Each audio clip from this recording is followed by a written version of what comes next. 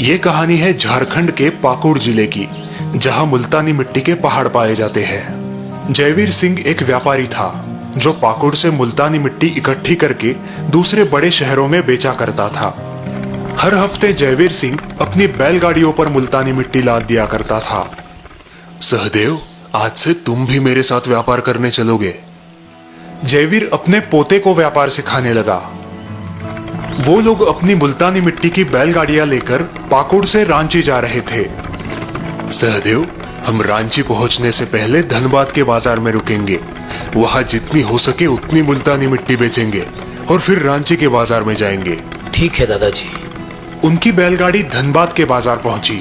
वहां जयवीर सिंह ने एक व्यापारी को 10 बोरी मुल्तानी मिट्टी बेच दी। सहदेव, इन खाली बोरियों में हम यहाँ का काला नमक भर लेंगे और फिर इसे भी रांची में बेच देंगे। ठीक है दादाजी। सहदेव ने खाली बोरियों में काला नमक भरना शुरू किया और फिर उन बोरियों को उसने बैलगाड़ियों पर लाद दिया। अच्छा ये बताओ, हमने बोरियों में काला नमक क्यों भरा? शायद इसकी रांची में मांग होगी। मांग इतनी तो नहीं है, लेकिन अगर हम बोरियां खाली ले जाए तो इस बैलगाड़ी का संतुलन बिगड़ जाएगा और इन्हें बेचकर जो कुछ भी मिल जाए वो हमारा मुनाफा ही तो होगा। समझ गया दादाजी।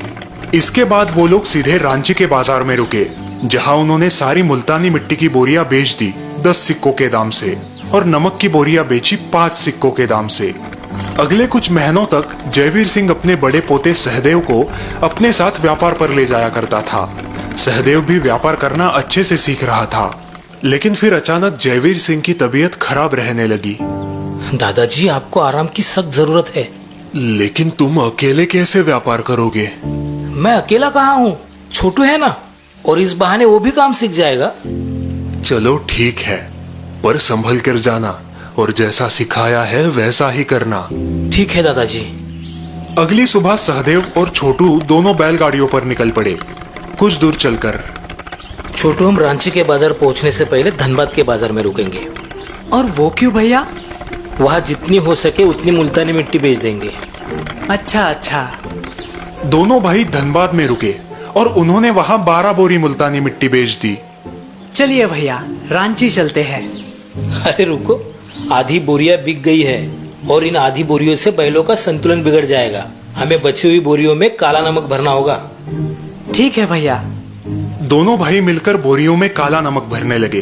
तभी एक आदमी उनके पास आया। भाई, ये तुम लोग क्या कर रहे हो?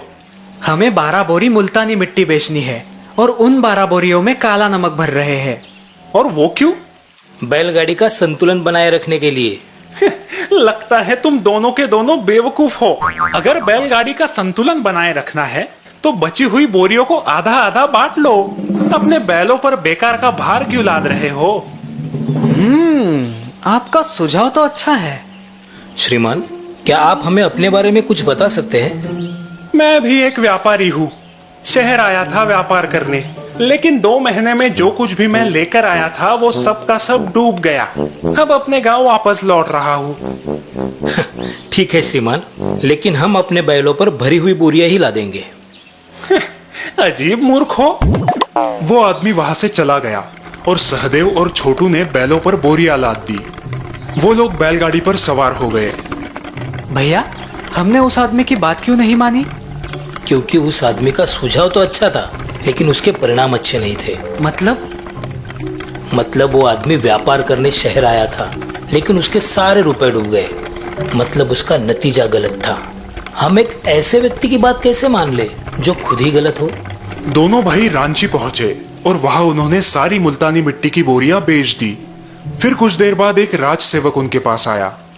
क्या तुम लोगों के पास धनबाद का काला नमक है? जी सरकार। ये लो, और सारी बोरियां सिपाहियों को दे दो। सहदेव ने जब वो पोतली देखी तो उसमें बहुत सारे सोने के सिक्के थे। सरकार, कोई समस्या है क्या? नहीं, राजपुरोहित जी ने कहा है राजयज्ञ होने से पहले पूरे राज्य को धनबाद के काले नमक से साफ किया जाए। छोटू और सहदेव बहुत ही खुश थे। सिपाही सारी बोरियां लेकर चले गए। भैया, आज तो गजब हो गया। इसीलिए मैं कहता हूँ कि बड़े बुजुर्गों की बात ध्यान से सुननी चाहिए।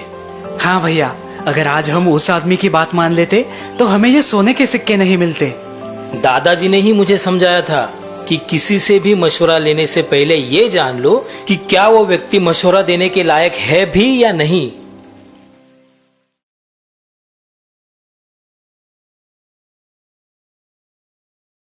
ये कहानी है रूपा की। रूपा के पति को गुजरे कई वर्ष हो चुके थे।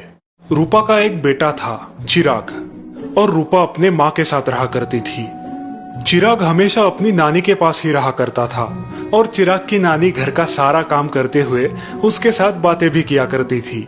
नानी माँ, बाबा को क्या हुआ था? उनका एक्सीडेंट हुआ था बेटा।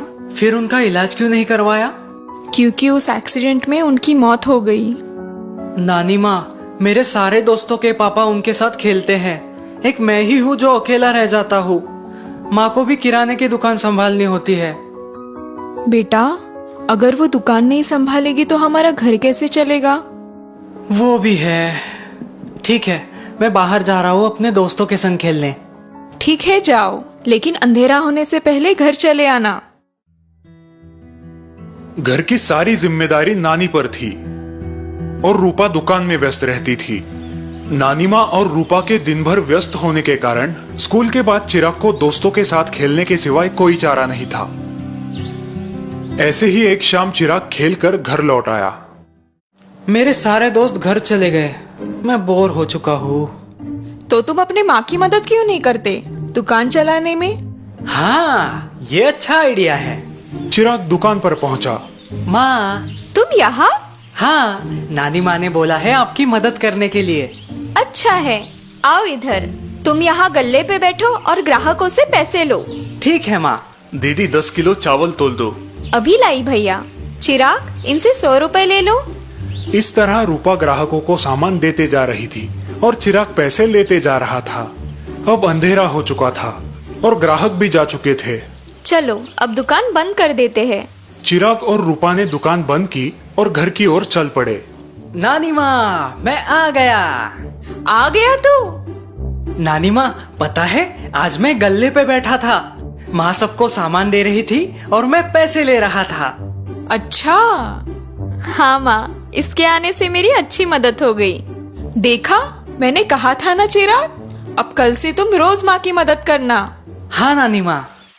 और अगले दिन से चिराग रोज रूपा की मदद करने पहुंच जाया करता था।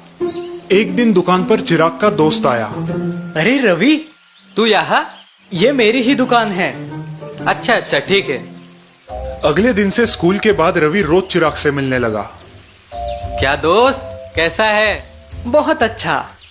रवि चिराग से अपनी दोस्ती बढ़ाने लगा। चिराग और रवि अच्छे दोस्त बन चुके थे। वो साथ में घूमा करते और हंसते खेलते रहते थे। क्या यार, तेरी दुकान है और तू एक चॉकलेट भी नहीं लाता? बस चॉकलेट्स ना, कल से रोज चॉकलेट्स ले आऊंगा। और अगले दिन से चिराग दुकान से चॉकलेट चुराने लगा। रवि और चिराग रोज चॉकलेट खाने लगे। ये सिलसिला कई दिनों तक चलता रहा। एक दिन रूपा का ध्यान चॉकलेट्स पर पड़ा। ये चॉकलेट्स रोज रोज कम क्यों होते जा रहे हैं? कुछ तो गड़बड़ है। उस दिन रूपा ने चॉकलेट्स के डिब्बे पर ध्यान दिया। तब उसने देखा कि चिराग ने 2 चॉकलेट्स निकाली और अपनी जेब में रख ली। कुछ देर बाद चिराग दुकान से निकला और आज रूपा ने उसका छुपके से पीछा किया। रोज की तरह आज भी चिराग रवि के पास गया और दोनों साथ में चॉकलेट खाने लगे। तभी रूपा सामने आई। तो ये मामला है। वही मैं सोचूं, रोज के रोज चॉकलेट जाते कहाँ है? तू चल घर चल, तुझे सबक सिखाती हूँ। वो माँ। रूपा ने चिराग के कान पकड़े और उसे कान से पकड़कर घर ले आई। आज तुझे अच्छा सबक सिखाती हूँ। रूपा, ये क्या कर रही हो? माँ, ये रोज दुकान से चॉकलेट चुराकर अपने दोस्त के साथ खाता है। आज मैंने इसकी चोरी पकड़ ली और आज मैं इसे सजा दूंगी। रुको रूपा। माँ, अंदर जाओ, मैं चिराग से बात करती हूँ। रूपा अंदर चली गई। ये क्या है चिराग, तुमने ये सब क्यों किया? वो नानी माँ, वो रवि। चिराग ने अपनी नानी को सब कुछ बता दिया। चिराग, रवि तुम्हारा इस्तेमाल कर रहा है। अगर वो तुम्हारा सच्चा दोस्त होता तो क्या तुम्हें वो चोरी करने की सलाह देता? नहीं नानी। तो ऐसे मतलबी दोस्तों से दूर रहो और अपनी माँ से माफी मांगो। माँ, मुझे माफ कर दो। मैं आज के बाद कभी चोरी नहीं करूंगा। उस दिन चिराग ने अच्छा सबक सीख लिया, चोरी और बुरी संगति करना छोड़ दिया।